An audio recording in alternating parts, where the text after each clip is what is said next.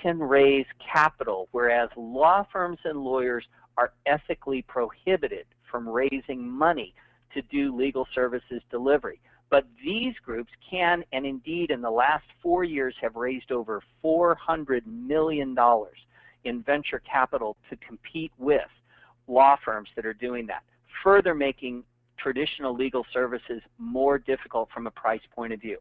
So how do you find the sweet spot kind of a thing? Well, notice Susskind in his book Tomorrow's Lawyers, I'm going to give you a reading list here, but this is the one book that if you haven't read it already, you simply must read this. Tomorrow's Lawyers is written by Richard Susskind, and he talks about new jobs for new lawyers. Do you see that?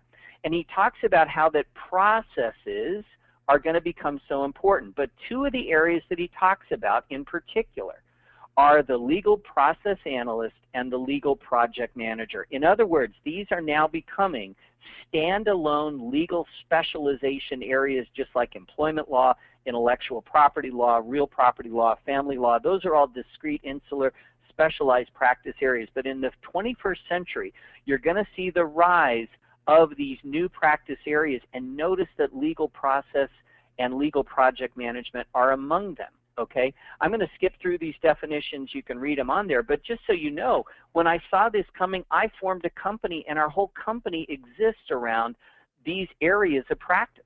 In other words, I don't want to go and do traditional work and compete with other people doing divorces and, you know, DUIs and stuff. The competition is just too crazy. Instead, I'm trying to go for those high value areas where nobody yet knows how to do it. So we talked about bundled and unbundled legal services. The key is this, and this is now starts to show how the practice of law itself is going to change. Once you begin to unbundle individual